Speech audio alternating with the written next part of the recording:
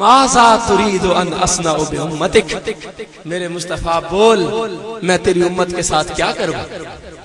قربان جائیں، دینے حساب گئے، لینے والا رب ہے، حساب براہ راست نہیں لے رہا، مصطفیٰ سے پوچھ رہا ہے میرے حبیب بتا تیری امت کے ساتھ کیا کروں؟ قربان جائیں آقا آپ کی بات پر حضور نے فرمایا میں کہوں گا اللہم اجل حسابک، باری تعالیٰ ذرا اپنا حساب کتاب جلدی کر لے، جلدی کر لے۔ یہ تو حضور کا مقام ہے۔ دیکھیے آپ یہاں تیسرے درجے کی عدالت میں جائیں نا، سیشن کورٹ میں عام جج تیسرے درجے کا، اس کے پاس جائیں، آپ کا مقدمہ ہو، اسے کہیں جج صاحب مجھے بڑا ضروری کام ہے، مہربانی کر کے میرا ذرا فیصلہ جلدی کر دیں، جلدی کریں، مجھے کہیں جانا، صرف اتنی بات کہہ دیں، وہ کنٹیمپٹ آف کورٹ لگا کر 6 ماہ کے لیے آپ کو توہین عدالت کا کیس لگا کے اندر کر دیں۔ تجھے عدالت کی تمیز نہیں؟ جج سے ایسے بات کی جاتی؟ ارے کہاں تیسرے درجے کی عدالت، کہاں وہ خدا کی عدالت۔ اللہ پاک فرمائے گا ماذا تريد ان اصنع بامتك، میرے مصطفیٰ بتا تیری امت سے کیا کروں؟ حضور نے فرمایا میں کہوں گا اللہم اجل حسابک، باری تعالیٰ اپنا حساب کتاب جلدی کر، جلدی کر۔ جب حضور فرمائیں گے فیدعاہم فیحاسبون، سب کو بلایا جائے گا اور حساب کتاب کر دیا جائے گا۔ منہم من یدخل الجنت برحمتہ، کچھ اللہ کی رحمت سے جنت میں چلے جائیں گے اور کچھ دوزخ میں چلے جائیں گے، کچھ دوزخ میں۔ جب اللہ پاک حساب کتاب سارا کر لیں گے تب آقا علیہ السلام نے فرمایا میں اللہ کی بارگاہ میں شفاعت کروں، تب شفاعت۔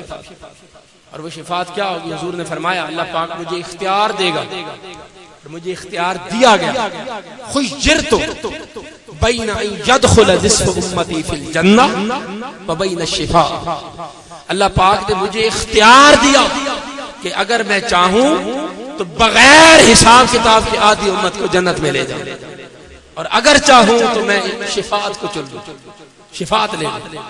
آقا نے فرمایا فاخترت الشفاء، میں نے کہا باری تعالیٰ آدھی امت کو بغیر حساب کتاب کے جنت میں لے جانے کا سودا مجھے قبول نہیں۔ حضور نے فرمایا میں نے شفاعت چن لی۔ آقا آپ نے یہ کیوں چنی؟ شفاعت کیوں نہیں؟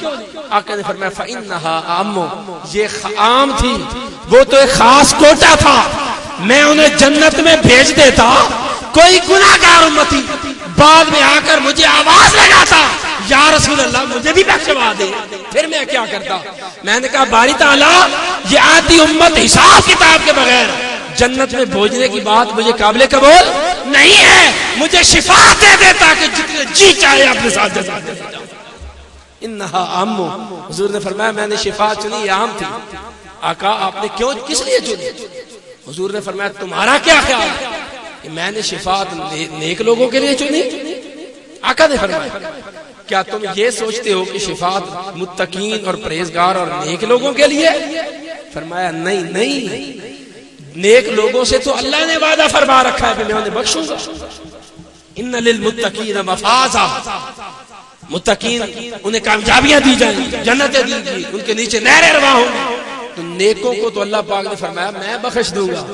حضور نے فرمایا میں نے شفاعت نیکوں کاروں کے لیے نہیں لی، وَلَكِنَّهَا لِلْمُذْنِبِينَ وَالْخَطَّائِينَ، میں نے اپنی امت کے گناہگاروں اور خطاکاروں کے لیے شفاعت، گناہگاروں کے لیے لیا۔ میں نے کہا باری تعالیٰ نیکوں کو تو جنت میں بھیج دے، گناہگاروں کو میں لے جاؤں۔ سودا ہو گیا، باری تعالیٰ نیک تیرے گناہگار میرے، نیک تیرے گناہگار میرے، نیکوں کو تو بھیج دے، گناہگار میں لے جاؤں، گناہگار میں لے جاؤں۔ حضور پھر شفاعت فرمائیں اور فرمایا کہ میری یہ جو شفاعت ہے یہ گناہگاروں کے لیے ہوگی، گناہگاروں کے لیے۔ بس میں آخر کی طرف آ رہا ہوں، میں انہیں اپنے ساتھ جنت میں لے کے جاؤں گا۔ وہ کیسے لے کے جائے گا؟ یوں تو اولیاء کی شفاعت بھی ہوگی، وہ بھی کریں گے، وہ اب میں اس طرف نہیں جا رہا، بس صرف حضور کی شفاعت۔ آقا نے فرمایا جب یہ سودا ہو جائے گا کہ گناہگار میرے، تو میں اللہ رب العزت کی بارگاہ میں اللہ کی دائیں جانب میرا مقام محمود ہوگا، میں اس پر بیٹھوں گا نہیں۔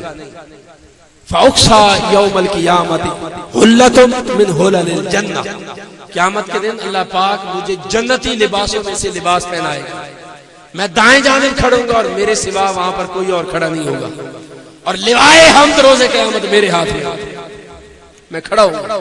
جب اللہ پاک حساب کتاب کر لے گا تو میں اللہ رب العزت کی بارگاہ میں آ کے سجدے میں پڑ جاؤں، سجدے میں پڑ جاؤں، سجدے۔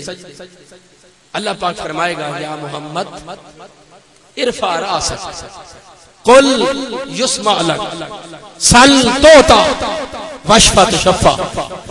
اللہ پاک فرمائے گا اے محمد ذرا سر تو اٹھا، ارے رب کے سامنے اللہ کے سامنے حضور سجدے میں ہوں گے، جب سجدے میں ہوں گے اللہ پاک فرمائے گا یا محمد ارفع راسک، میرے حبیب ذرا سر اٹھا، قل یسمع لک، میرے مصطفیٰ بول آج تجھے ہی سنا جائے گا، سل توتا، میرے مصطفیٰ سوال کر عطا کیا جائے گا، واشفع تشفع، شفاعت کر میرے حبیب سب کو بخش دوں گا۔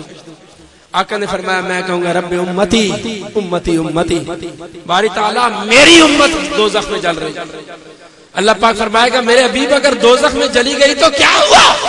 فانطلق من کان فی قلبہ مثقال حبۃ من خردل من ایمان، مثقال حبۃ من ایمان فاخرجہ من النار وادخلہ الجنہ۔ میرے حبیب جائیے جس کے دل کے اندر گندم کے ایک دانے کے برابر ایمان ہے اسے اپنے ہاتھوں سے دوزخ سے نکال کر جنت میں ڈال۔ آقا نے فرمایا